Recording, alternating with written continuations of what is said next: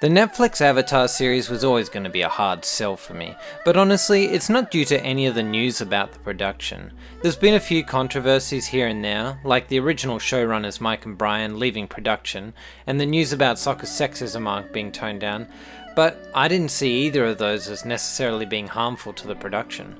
Sokka's sexism is an important part of his early journey, but it's a little bit clunky, and I could see the show definitely still working with it being a bit more subtle, as I don't really think it's core to his character. As for Mike and Brian, well, let's put it this way, Korra sucked and completely ruined the lore and characters of the original show. He was so focused on saving the world that he never had time for us. I definitely subscribe to the theory that Aaron and Elizabeth Ehaz were likely the key reason that the cartoon was as good as it was. I also think from the interviews I've seen that the main cast seemed to really love the original series and seem to care about the characters they're playing and just have a great attitude in general. No, my doubts simply arose from the fact that it would be really hard to match or improve upon the original show, especially given the typical standard we see for Netflix adaptations.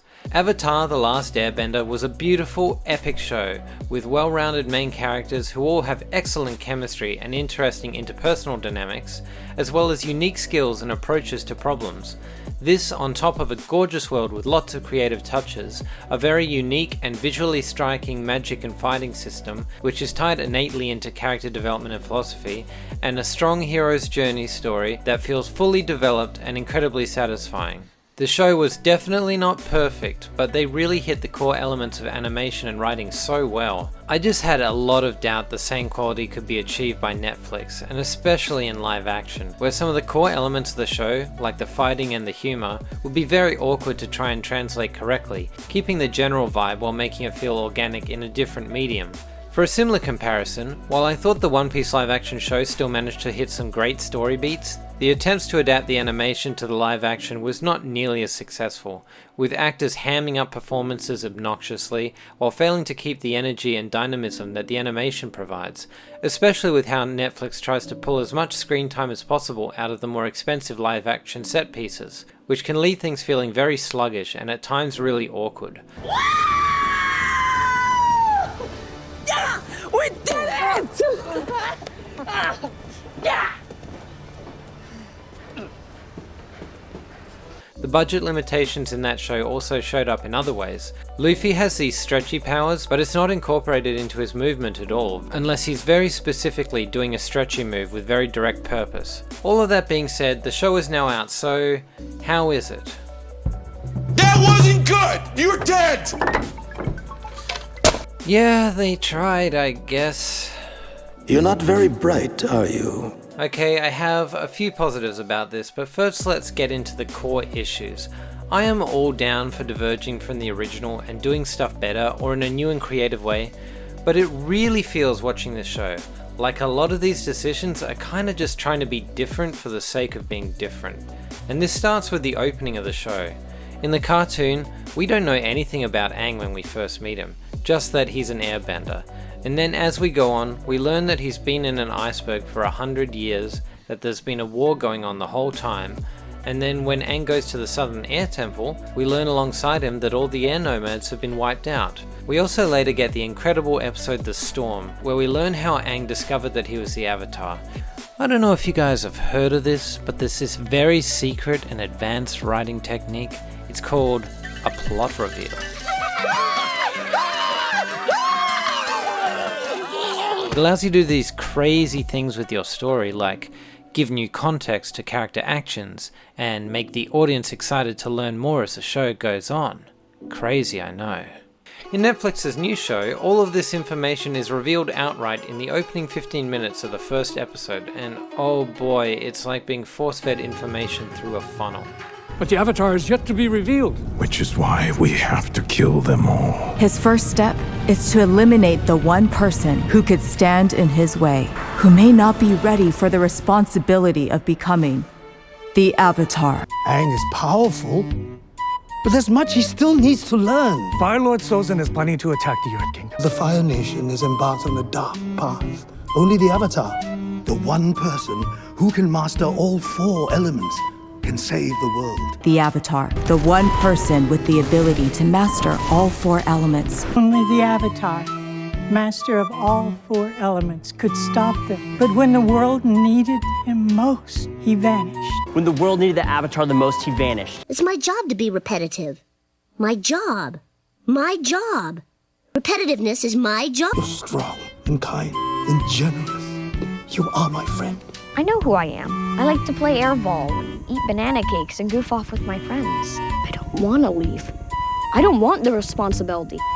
I'm scared of my power. I'm scared of being alone. Everyone in the village knows this story, but you don't. Just as you don't know that airbenders haven't been seen in generations, and that the Southern Air Temple was the first to fall, because you've been trapped in that ice this whole time. He is the last airbender. He's more than the last airbender. You are the Avatar. Look, you don't always have to show, don't tell, or at least people misunderstand this to mean that all information conveyed must be visual. There is nothing wrong with dialogue. The thing any writer needs to understand about dialogue, though, is that it should convey character through what they choose to say and what they choose not to say. This is not that. This is just dumping information through the character's mouthpieces. You don't need to have Aang literally say to a non-responsive audience proxy, "These are my character traits." I know who I am. I like to play airball and eat banana cakes and goof off with my friends.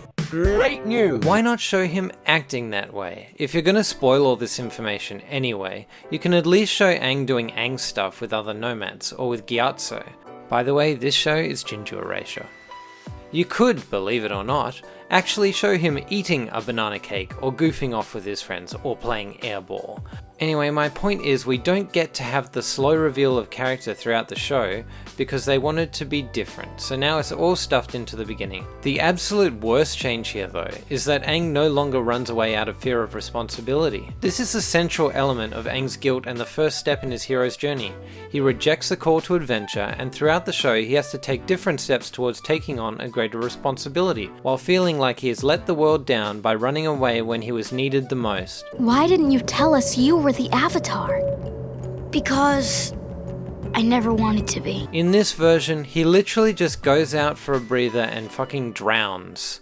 Why did he even go over the ocean in a storm if he just wanted to think things over? It's getting kind of rough, Papa. Maybe we should head back home. No shit. So later on, when Gyatso's spirit tells Aang he couldn't have saved the airbenders, it falls flat because he didn't abandon them anyway. There's a whole bunch of these random pointless changes that accidentally wreck things.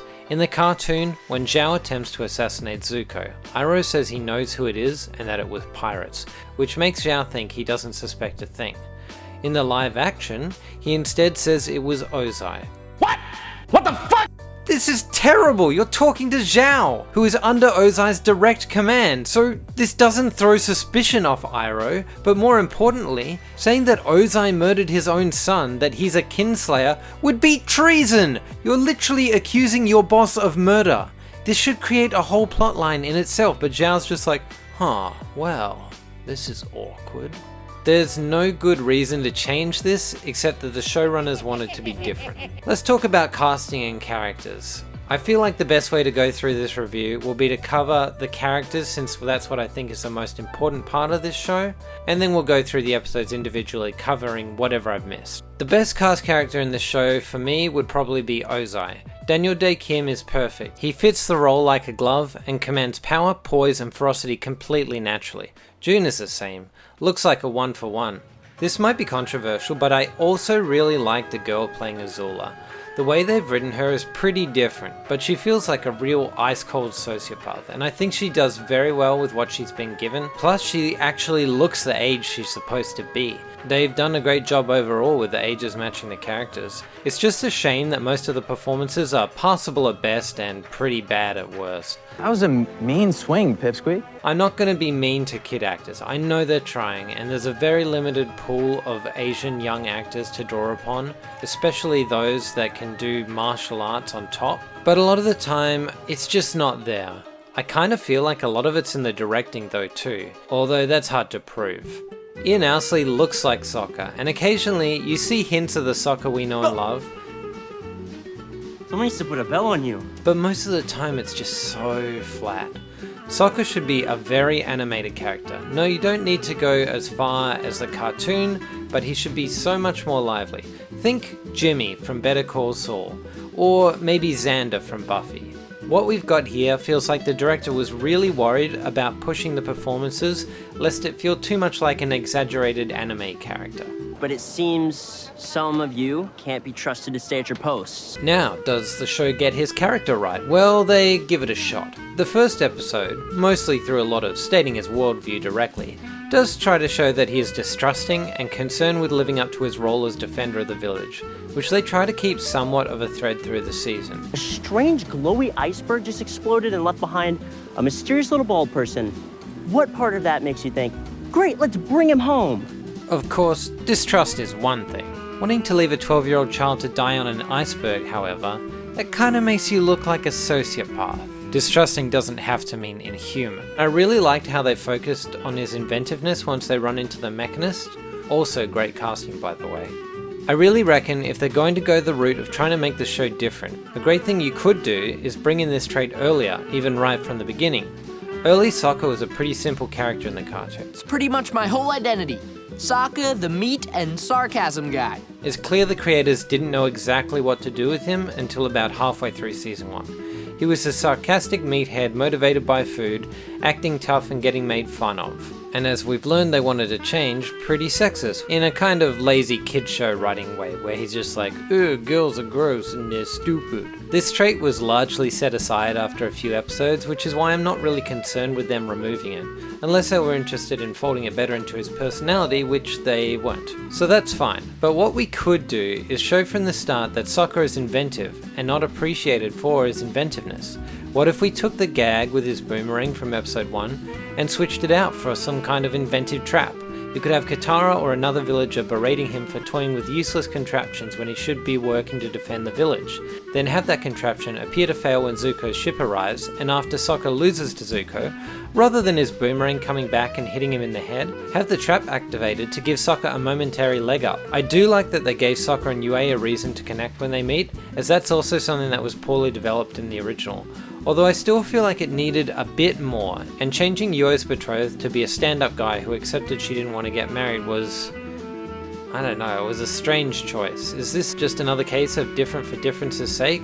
I don't really get this one, to be honest. Another aspect of Sokka I think they could have done more with is his skepticism. In the cartoon, it's a frequent source of conflict with the more trusting and hopeful Katara. My heart is so full of hope that it's making me tear-bend.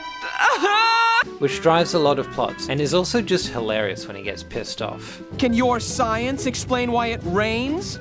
Yes! Yes, it can! It's a real shame it's something they felt they couldn't fit into this show. Here's a thought. Since they don't want to include his sexism, they could have Katara get pissed off because Sokka disrespects her for bending, which he could see as stupid and dangerous woo, which he doesn't respect. This could be rooted in the village view that bending is a risk because it invites firebenders. It would also allow Katara's passion to be the inciting incident again, rather than trying to move a boat, which somehow breaks a massive iceberg open. Okay, sure, I guess that could happen. Katara as well is just like a really basic, muted version of her show counterpart, but with a few key differences. For one, the Aang and Katara affection is almost non-existent for pretty much the entire show. They remove Katara calming Aang when he enters the Avatar state, and all the moments where Aang is enamored with her or they have intimate heart-to-hearts are gone. There's this one moment in the Northern Water Tribe where Katara talks about how Aang helped her see the world and they look affectionate towards each other. Hey, look, I gotta give them some credit for this. They implied something that they didn't say. They didn't have her say, and I am beginning to feel our friendship may lead to a romance in the future. So yeah, there's that. When it comes to waterbending, they screw up here completely. Katara in the old show was intensely motivated to find a waterbending teacher and achieve mastery, but in the live action this is only very sporadically referenced. In the original, it's her key motivation to leave the South Pole in the first place, her own call to adventure. I'll help you catch a penguin if you teach me waterbending. I'm an airbender. You're looking at the only waterbender in the whole South Pole. What about the North Pole? But in the live action, they just sort of say that the village won't be safe unless they leave, which is not true, because Aang is the only threat to the village and they are not a threat at all. She doesn't even mention a waterbending master until they leave Kyoshi Island. The waterbending masters there are the best in the world. They can train you. And then it's only to find one for Aang. Why would they change that? Here she's going on about, since we found Aang, everything's changed, and other vague nonsense. What are we gripping onto about these characters? She's shown practicing, but she never talks about finding someone to teach her. Her training breakthroughs in the show come from some really wishy-washy dialogue about feeling energy, just word salad philosophy that means nothing, and then magically makes her progress each time. The monks told me bending is about energy and balance. By feeling the energy around you, you can find balance. By finding balance, you can feel the energy. By feeling energy, feel, and balance. Finding balance, can find the energy around you. By feeling the monks, can feel the energy. When she talks to Jet, he literally just tells her to use her emotions, and this also seems to progress her skill as a bender significantly somehow. They've cut out all the stuff like Katara being hyper-focused on waterbending to the extent of stealing the scroll. Now she just has the scroll from the start. When she gets to the Northern Water Tribe, we get this. You found a master, haven't you? Yes. You're looking at her. Oh, okay. It's becoming very apparent. Do we have to get a studio-mandated girl power thing every time?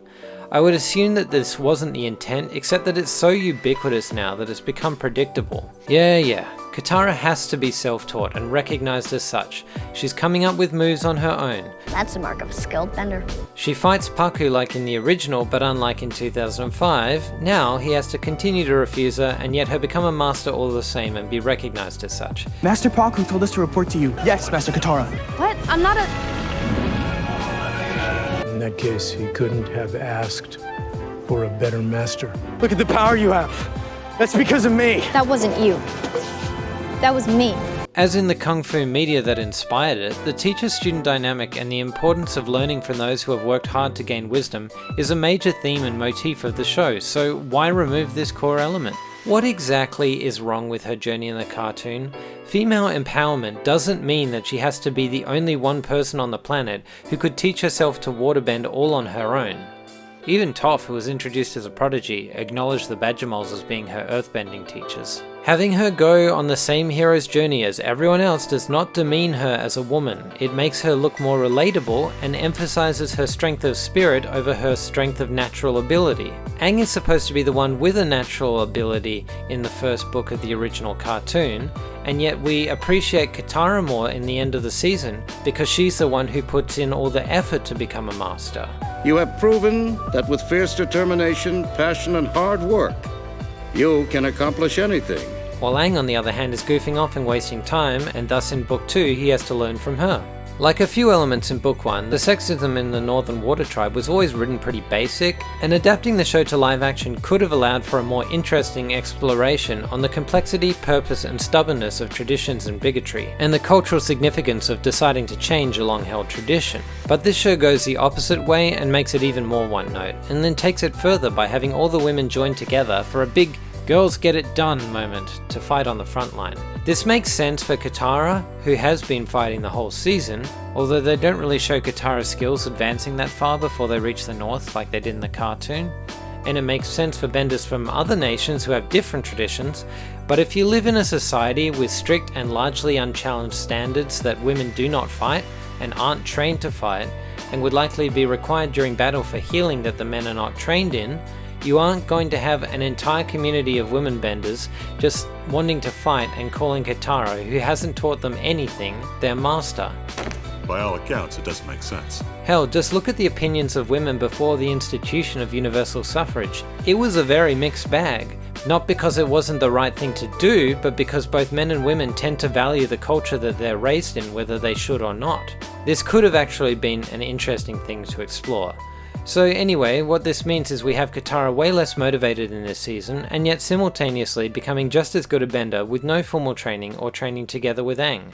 Oh yeah, that's right, I forgot. One more thing. Aang doesn't even attempt to waterbend a single time in the whole season. Literally not once. Like, they do actually briefly establish at the ends of episode 1 and 2 that Aang's goal is to master the elements, which gives him some motivation in theory, but then they don't follow through on that whatsoever. This should be his primary motivation. Instead, his motivation in the new show is that Kyoshi gives him a vision of the Northern Water Tribe being destroyed. If you've seen my video on closed loop paradoxes, you know how much I hate this trope. This is the laziest possible motivation you could give him, because it's just saying, the plot says I should go here, so I have to follow the plot. And they don't even need that, because there's already a motivation pre-packaged from the original show. This is just another change for the sake of change scenario. Having Aang show zero interest in learning waterbending even when he gets to the Northern Water Tribe both denies us of a great opportunity to develop his relationship with Katara and makes him feel like a really thoughtless and irresponsible character. The show tries to make the moral of every episode, I can rely on my friends and they'll help me make it. You didn't do it on your own, so you didn't learn anything at all. You were wrong. You can rely on your friends. They all said that I need to do this by myself. This is the past. Now, only one person can tell you the future. That's what it means to be a family. There's nothing wrong with this as one of numerous messages in the arcs of the show, but it's pretty much the only one repeated, and done so at the expense of any sense of personal responsibility for his known task of saving the world. Boomy, and we'll get to his character later, tries to teach him a lesson about making tough decisions until he gets out of it by being helped by his friends, and then repeats the theme to Boomy. You can rely on your friends. That's the only way I'm gonna save the world. At the Water Tribe, Paku says that he should have focused on his training and asked how he got so far, and he says he relied on his friends. My friends helped me. We worked together. At Kyoshi Island, Katara says that Aang will win because he connects with people. That's his real power. Connection. Building bridges. That's how he's gonna be the Avatar. By the way, they show him connecting way better in the cartoon. Here he's just awkwardly stumbling around. This really seems to be the primary theme they're pushing, that Aang will win through his friends, not through his own abilities.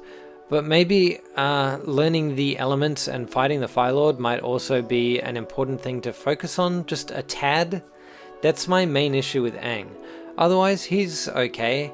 He just lacks the charm and energy of cartoon Aang, both from his performance and from his lines. I don't know where this will all lead, and I don't know if I have what it takes.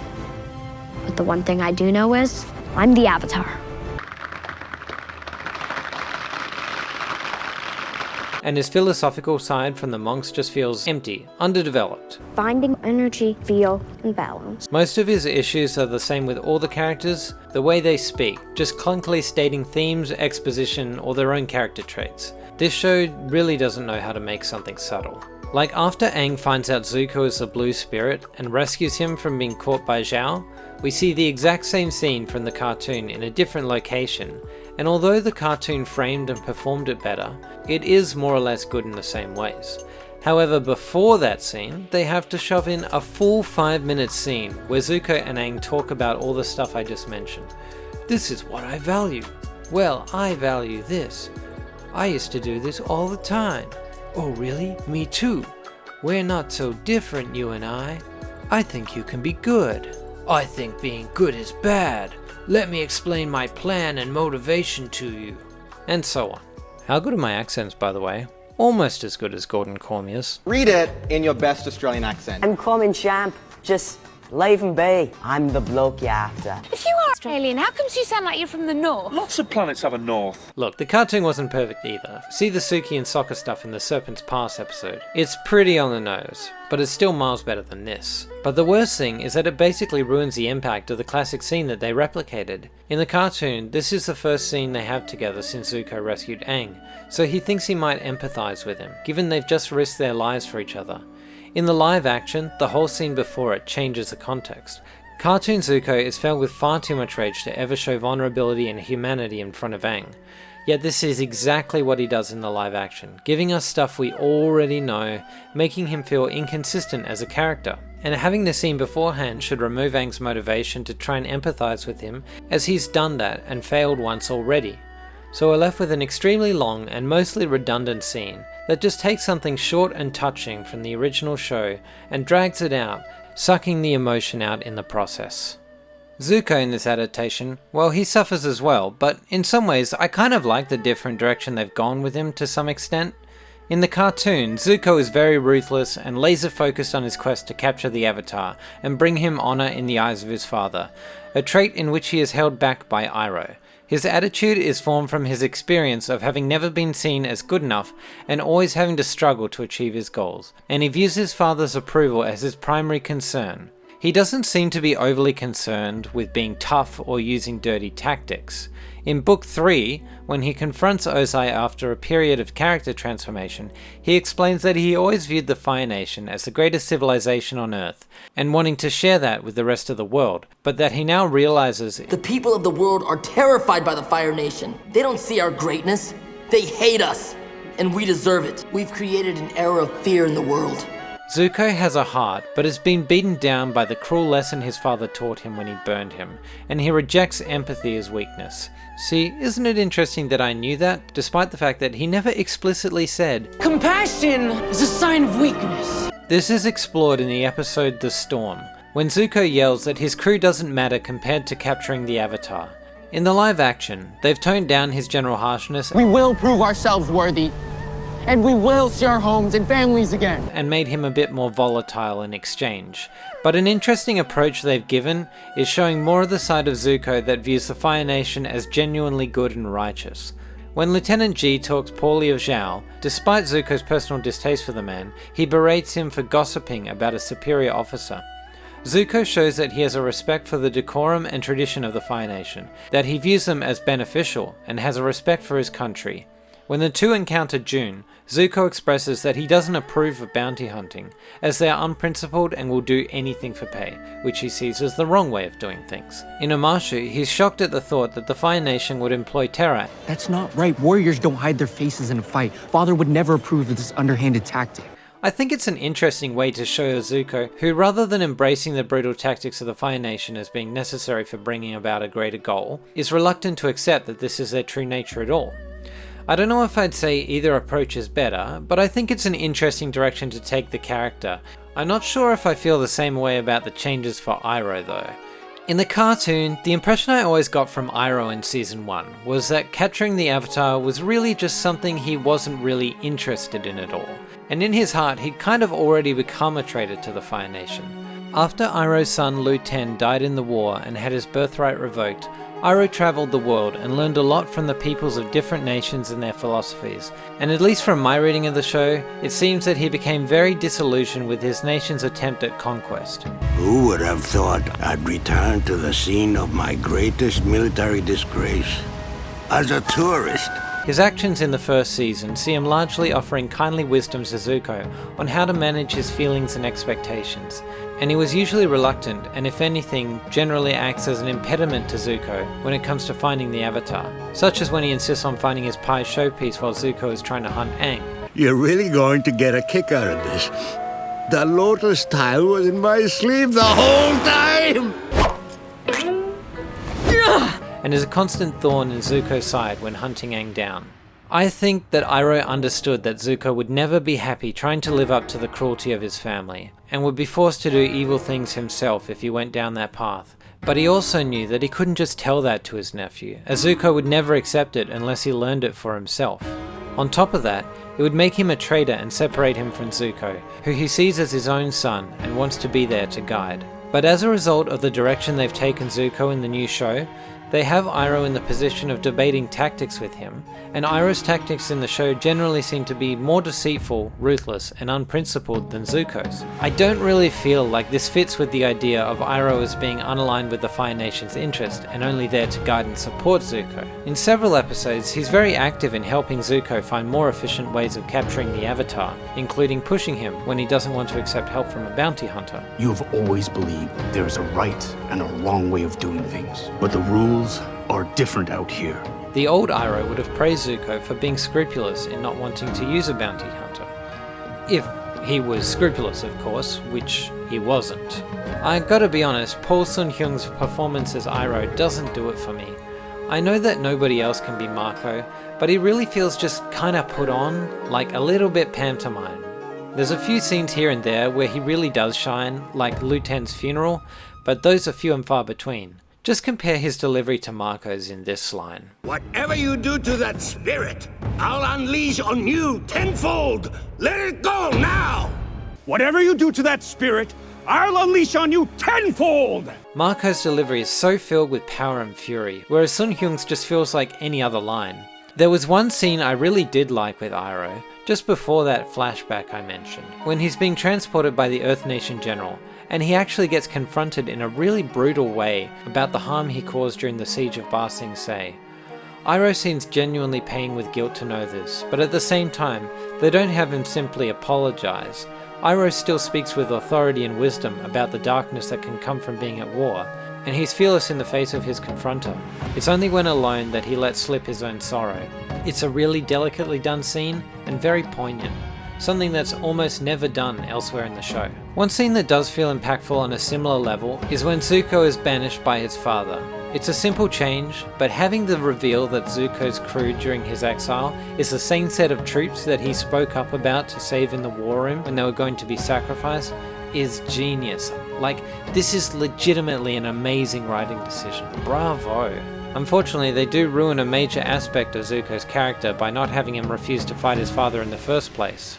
Now, he does fight Ozai and actually gets the jump on him for a moment, and just hesitates to deliver a blow. It's the same general point as the show, but just way weaker because he doesn't outright refuse. There was no reason to change this. A simple scene of having Zuko breaking down and refusing to fight his father would have been much more effective. Yeah, so overall, when it comes to Iroh and Zuko, they're honestly done way less harm in this show than most characters, or at least, they have the most good moments to redeem the moments of real shitty writing. Ozai doesn't fare quite so well. They're trying to do this weird thing about Ozai of him being a manipulative mastermind who plays games with his family all the time. Obviously, this is not how Ozai in the cartoon is, but I guess it could work. Unfortunately, there's a rule I find in fiction, or at least in my head, that if you want to write smart characters, you at least need to be like moderately intelligent yourself. Writing smart characters and smart strategy is not an easy thing. It takes a lot of work, which these creators were either not capable or not willing to do. Let's call it the Littlefinger clause. Compare Littlefinger on Game of Thrones during the first 4-ish seasons of the show, when George R.R. Martin was on the writing team, to Littlefinger afterwards. Martin is someone who really knows how to write smart characters. He can imagine them in the situation and run through dozens of scenarios and how they can effectively plan to avoid unwanted results, or where those are an inevitable possibility, imagine contingency plans that they can put in place. Martin is able to keep track of what Littlefinger knows and what he doesn't know, how he could find things out, what he understands about the other characters, what his motives are, presented conscious and unconscious, and so on. When Dan and Dave, who if you've seen some of my older videos you may know I see as the absolute scourge of the earth, took control of the writing, Littlefinger became a dumb person's idea of an evil genius. I'm a bit confused. Putting himself and those he wishes to use as pawns in stupid, dangerous situations for absolutely no reason, and without gaining him any advantage from it, and either winning by absurd luck or deus ex machina, or failing by walking into obvious traps, all the while twirling his mustache and talking about how he thinks about every possible scenario. Although I haven't seen it, much has been said about the new Star Wars series Ahsoka, where Thrawn, the villain, constantly is defeated by the heroes with no advantage gained, but constantly gives the Light Yagami exactly as planned, as if it's all part of some ingenious greater plan. It's a hack writer's way of making someone stupid look smart. Ozai kind of feels like that in this show, and it's a shame because his performance is excellent. After the Fire Nation's defeated the Northern Water Tribe, he claims, "Pity, but not unexpected. Conquering the North was always an unlikely proposition. Distraction. The North was never the true target." What the hell? What are you talking about? I'm a bit confused. Forgive me, Admiral, but I'm confused. How is sending literally hundreds of ships to attack a civilization at the far northern edge of the world a distraction to help you take Amashu at the southern edge of the Earth Kingdom? That makes no sense! Brilliant strategy. What, did Boomy just decide to stop defending the city because Ozai had much of his navy on the other side of the world? I'm going to do nothing. Either Ozai had plenty of troops to spare, or he had to draw troops away from the Amashu front. Either way, Amashu would either know that they had to keep defenses up, or they would see the fewer troops and would use it to push harder against the front. There's no possible way that this is an effective distraction. There's really not much reason to have Azula in this season. In the old show, she was briefly alluded to by Zuko, My father says she was born lucky. He says I was lucky to be born. Which teased her later appearance, and she was brought in when she was relevant to the action going on. Here, she's used to show Ozai apparently playing games by making her think she's not good enough. It's fine, I guess, but that's not really a game, it's just basic negging. I guess what it does do is make Azula more emotionally unstable, which I don't mind super much as a direction for the character, but it kinda makes Zuko's resentment towards her for being Ozai's clear favourite child, who always gets what she wants through natural talent, a weaker dynamic. Which I guess is why it's not really present in this season. It also makes the lightning bending part kind of weird, since that's supposed to require peace of mind, which this Azula clearly doesn't have. Oh yeah, it's kind of weird that she thinks she can convince Ozai that Zhao found the Avatar, when Ozai has already told her explicitly that Zuko found the Avatar, as if he would forget or something. Am I missing something here? Kinda seems like she would have to think Ozai was an idiot to do this. Kinda does make Zhao an idiot though. Why would this guy whose entire personality is based around his enormous ambition and ego send a letter to the Fire Lord telling him that Zuko is the one who found the Avatar when he could just, I don't know, lie? Like most characters in the show, Zhao is a bit more clunkily written than his cartoon equivalent. Zhao was never a super interesting villain to me, but at least his ambition led him to do some cool things like search through the records and find the hidden Earth Kingdom library and come up with a plan to capture the Moon Spirit.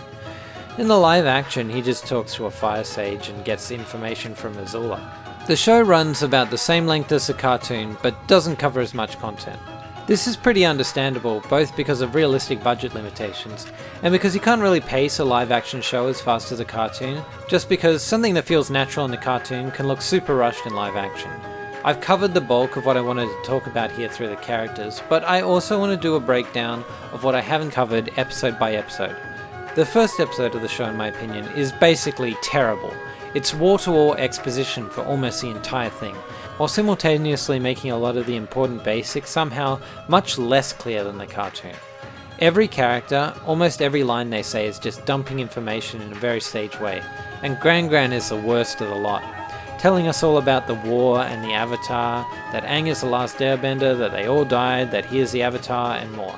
I also really hate the way they give Aang some kind of limited flight ability without his glider, and then later show him falling to potential death, as if he didn't show twice in the same episode that he can propel himself up off of nothing for long periods with ease.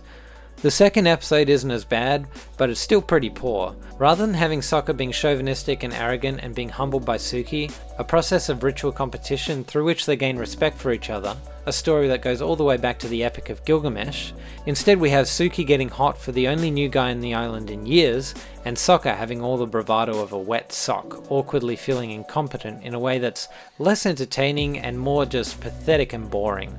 Then there's a brand new law established with the shrines, where you can literally summon the full manifestation of previous avatars, as long as you're at a shrine. I'm pretty sure this is taken from the Chin the Conqueror episode of the cartoon, but I never got the impression that that was Kyoshi in full, but more Kyoshi's spirit being channeled and communicating through Aang, with her visage appearing as more of a symbol than being physically her. I never imagined that Kyoshi could just run around at full power and kill firebenders, hence why Aang had to fight them himself in that episode. It kind of makes a massive power issue.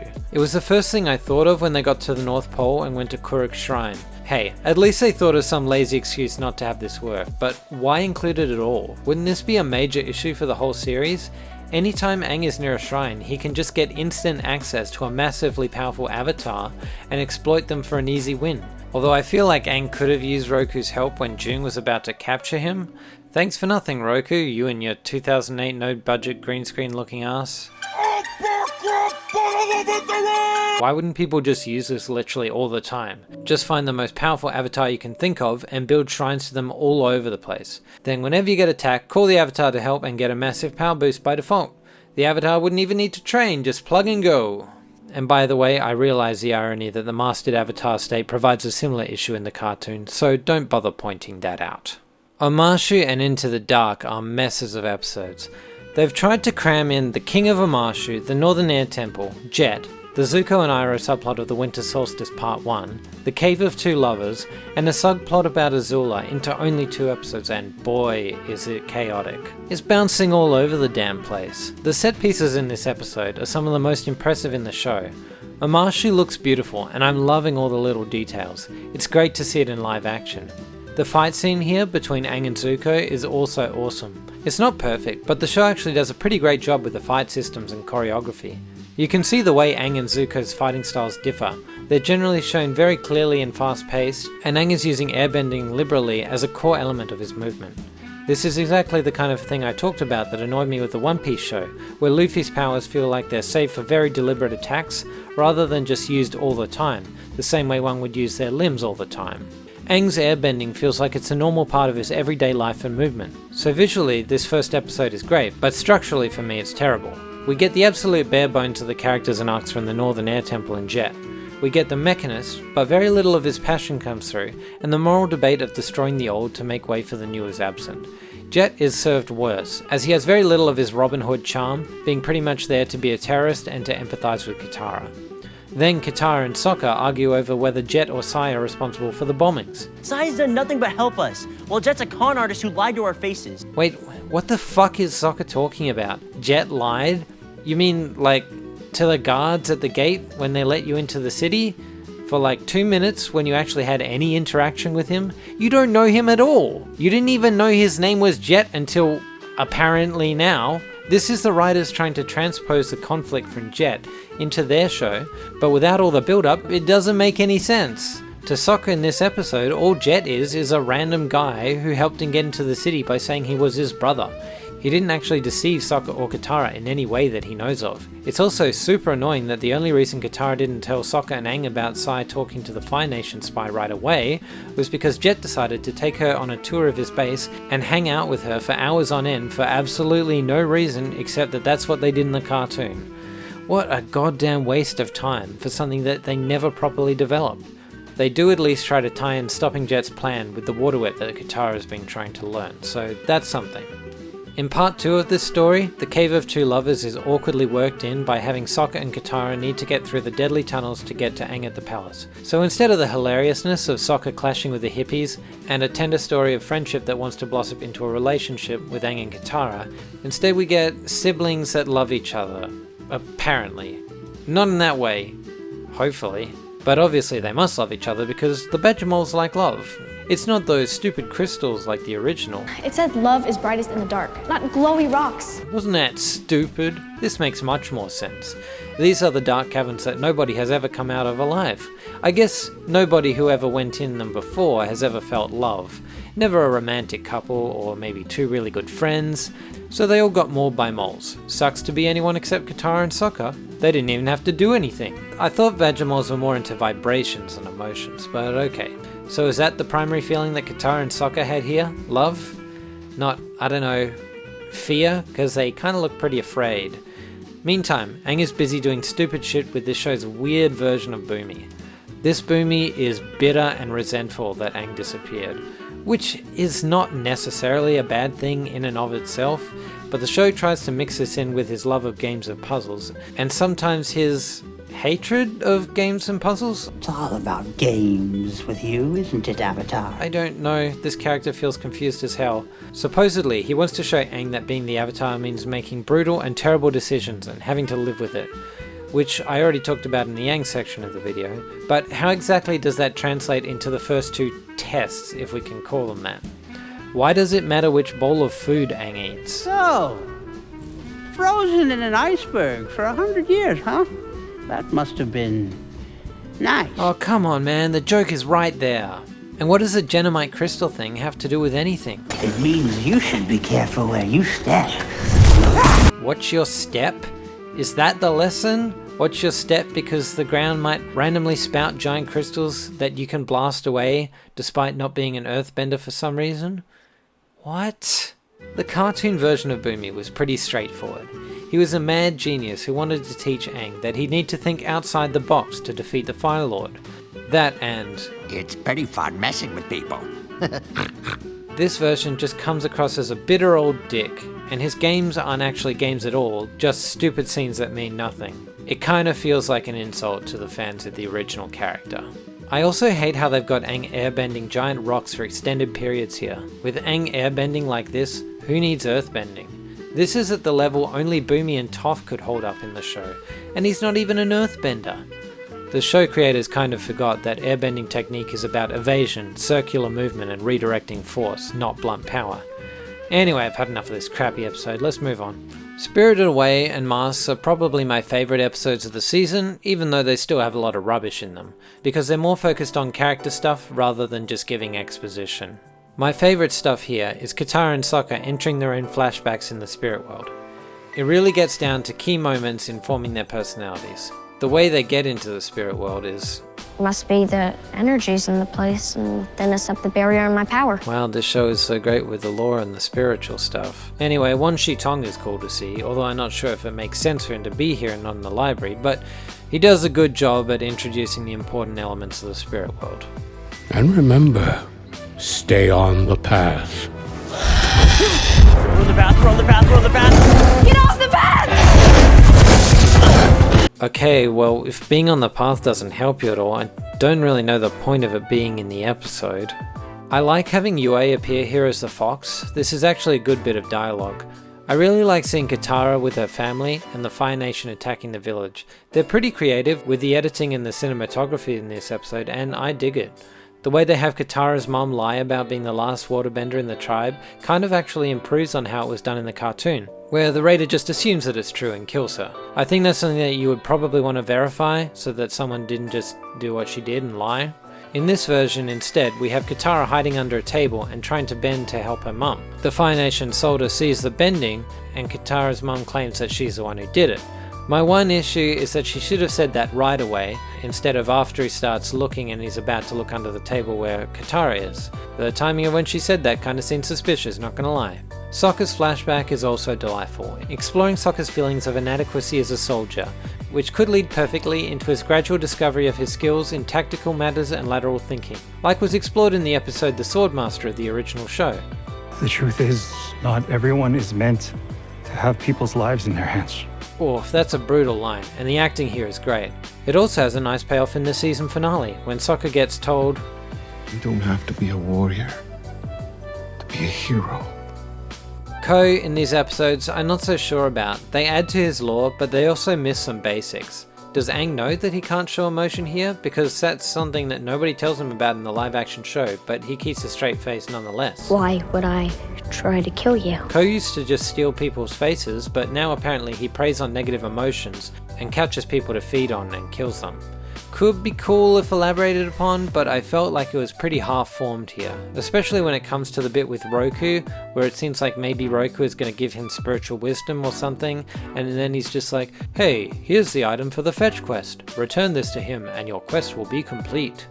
I've covered a lot of the last two episodes already, but what's left? Okay, well, I think the stuff with Avatar Kuruk was some potentially interesting world building, but if it's not going to feel pointless, then it really needs to build up to something in the next season. Kuruk tells Aang that the Avatar must walk alone, or else the ones he loves will suffer, but this thread gets resolved within a single episode without Aang actually facing anything. He just says he must face things alone, and then a few scenes later, Katara and Sokka are like, "But nah, actually." And he's like, "Sure, okay." I want to know who thought it was a good idea to give Momo a completely random fake-out death just to get them to go to the Spirit Oasis. Was it not enough for Aang to want to look to the spirits for guidance? I gotta say, I hadn't been totally sold on Zhao's actor prior to this episode, maybe just because he has a very different vibe, but I'm loving his megalomania here. It's super entertaining. How much of a threat will the Avatar be once I eliminate waterbending from the world? Master of 3 elements doesn't quite have the same ring to it. Unfortunately, removing Aang's spirit realm journey in this episode means we miss out on the drama of him being helpless, Zuko's confrontation with Katara in the Oasis. They do have a confrontation, but it's way lamer and less impactful. Go easy. Enough people have been hurt already. I don't care. I wasn't talking to you. I'm so embarrassed. And Zuko capturing him only to bring him to a desolate wasteland where he has no hope of survival, forcing the gang to decide whether to save Zuko's life or leave him to die. This is my favourite stuff in the incredible Book 1 finale, and they forego all of it, just as they forego Zhao being killed by the Ocean Spirit in favour of cheapening his success by granting most of it to Azula and having him die from a quick blast from Iroh. There's no denying that there's some gorgeous scenery and set pieces in the finale, but the changes they've made to the story are mostly either roughly as good or significantly worse. They try to tie off the season, with Aang struggling with all the pain of the battle, and being told that he needs to accept that pain is a part of being the Avatar and that he can overcome it. Wouldn't this have been more impactful if you had Aang carry through with the advice he received in episode 7 and started a mission separate from Katara and Sokka, then finding himself in a seemingly doomed situation only to be saved by them? You could start it earlier, with Bumi even. That could be Aang's whole season arc, with Bumi teaching him he can't rely on his friends, him thinking about the destruction that was brought to Kyoshi Island from them opening up, and listening to the Avatars who tell him he must walk alone. This wasn't Aang's story arc in the cartoon book 1, but you could do it justice. As it stands, Aang never really doubts his position on his friends for more than a brief instant. Part of me feels that maybe this arc was stronger in the early stages of writing, and they mellowed it out because they thought it would be too dreary. Who knows? I will say, I love the passion that the kid actors seem to have for the show, and I hope this is a great opportunity for all of them and they're proud of their work, because for all the expectable flaws of the kid actors, they're clearly giving it their all on what must have been a grueling shoot, but that doesn't change the fact that this show is just not very good. For everything they did that improved on the cartoon or changed it to something comparably good, which to be fair, I think I've done a decent job at mentioning and giving credit, there are like 19 things which are done worse, or that are just awkward or mediocre. Is it as bad as the Shyamalan film? No. Hell no, I rewatched to check. That movie sucks ass. But we've still got major problems here just about across the board. I've picked through lots of problems in this video, but the central reason the show doesn't work is because it just doesn't have a central vision. Aang's central arc is confused, as the show talks about whether the Avatar must walk alone or can rely on his friends, but never pushes Aang towards any situation where he has to make an active decision that will force him to face the consequences of choosing one or the other. Katara's arc seems to be chopped off at the wrist because at least some of the writers wanted to make her less dependent on male characters, and yet simultaneously, much of her independent spirit and fury is gone due to some lackluster directing. I'm not going to fight you. Because you're afraid of what you might learn. That you're wrong. And not freeing up the time to give her any scenes where she's really pushed as a character. Sokka, likewise, lacks the energy he had in the original show and generally just feels like a bit of a wet sock. Zuko and Iroh remain the most interesting element of the show, but their character changes may have messy consequences if the show continues into later seasons. The best I can say about this season is that if season 2 follows through, we might have the setup for some good arcs here, but the show in its current state never really does much with the added lore or tests the characters' values in a meaningful way, so what ideas they do introduce feel pointless and wasted. The live action, like many remakes today, wants to emulate the original without really understanding much of what made those characters and moments special, while changing enough to differentiate itself without understanding how these changes affect the meaning and consequences of plot lines and scenes, so that the final product just doesn't feel coherent. Ultimately, this show is not too far off what would be expected of a modern Netflix live-action adaptation, and that's too bad. It really just has no good reason to exist when the original is freely available, except perhaps as a cautionary lesson as to why the original worked so well. Despite having some issues, the 2005 Avatar: The Last Airbender show is a stone-cold classic. And if they were going to adapt it to live action, it could have been an opportunity to adapt it for an older audience, including more realistic violence and consequences, and including some lessons that would be hard to justify for young viewers, like the fact that sometimes killing and temporarily forgoing your principles might actually be necessary, which was a shoot in season 3 for a Deus Ex Machina with a lion turtle, likely due to the target audience. What we got does have a little more violence, but feels significantly less mature on a thematic and writing level. Another one that will be largely forgotten in 5 years. I hope you enjoyed my analysis of this show. Feel free to argue about the merits and problems of the show in the comments, and I hope you will like the video and consider subscribing. I do videos about storytelling and filmmaking like this, and I also make films myself. In fact, I've got a new short film to upload to the channel this week that I'm working on turning into a feature, so have a watch. Hopefully you enjoy it. Thanks again, and see you later.